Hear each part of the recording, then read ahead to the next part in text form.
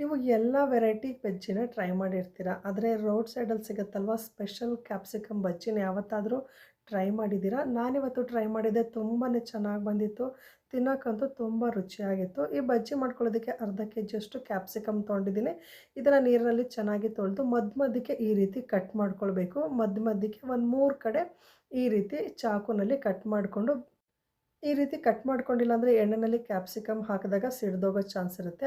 ಅದಕ್ಕೋಸ್ಕರ ಮರಿದಲೇ ಈ ರೀತಿ ಮಧ್ಯ 3 ಕಡೆ ಕಟ್ ಮಾಡಿ ಇಟ್ಕೊಳ್ಬೇಕು. ಒಂದು ಬಟ್ಲಲ್ಲಿ ಕಡಲೆ ಹಿಟ್ಟನ್ನು ತೊಗೊಂಡಿದ್ದೀನಿ. 1 ಬೌಲ್ ಕಡಲೆ ಹಿಟ್ಟು, 1/4 ಭಾಗದಷ್ಟು ಅಕ್ಕಿ ಹಿಟ್ಟು, ಅಡುಗೆ ಅರಿಶಿನ, ಉಪ್ಪು ಇದನ್ನೆಲ್ಲ ಹಾಕಿ ನೀರು ಹಾಕಿ ಸ್ವಲ್ಪ ಮಾಮೂಲಿ ಬಜ್ಜಿಗಿಂತ ಇದಕ್ಕೆ ಗಟ್ಟಿಯಾಗಿಯೇ ಕಲಿಸ್ಕೊಳ್ಬೇಕು.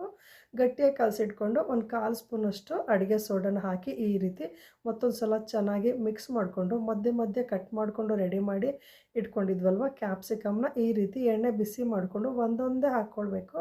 ಸ್ವಲ್ಪ ದೊಡ್ಡ ಬಾಣಲಿ ತೊಗೊಂಡಿದ್ರೆ 2, 3 ಹಾಕ್ಕೊಳ್ಬೋದು. ಚಿಕ್ಕ ಬಾಣಲಿ ಆಗಿರೋದ್ರಿಂದ ಒಂದೊಂದೇ ಚೆನ್ನಾಗಿ ಬೇಯಿಸ್ಕೊಳ್ಬೇಕು. ಮೀಡಿಯಮ್ ಉರಿ ಇಟ್ಕೊಂಡು ಚೆನ್ನಾಗಿ ಬೇಯಿಸ್ಕೊಳ್ಬೇಕು. ಒಂದು ವಿಷಯ ಏನಂದರೆ ನೀವು ಕ್ಯಾಪ್ಸಿಕಮ್ನ ಮಧ್ಯ ಕಟ್ ಮಾಡ್ಕೊಳ್ಳೋದನ್ನು ಮರಿಬೇಡಿ. ಕಟ್ ಮಾಡ್ಕೊಂಡಿಲ್ಲ ಅಂದರೆ ನೀವು ಕ್ಯಾಪ್ಸಿಕಮ್ನ ಹೋಲ್ ಕ್ಯಾಪ್ಸಿಕಮ್ನ ಎಣ್ಣೆಯಲ್ಲಿ ಫ್ರೈ ಮಾಡುವಾಗ ಅದು ಸಿಡ್ದೋಗೋ ಚಾನ್ಸ್ ಇರುತ್ತೆ. ಟೇಸ್ಟ್ ಅಂತೂ ಸಖತ್ತಾಗಿರುತ್ತೆ. ಒಂದು ಸಲ ಟ್ರೈ ಮಾಡಿ ಎಂಜಾಯ್ ಮಾಡಿ. ವಿಡಿಯೋ ಇಷ್ಟ ಆದರೆ ಲೈಕ್ ಮಾಡಿ.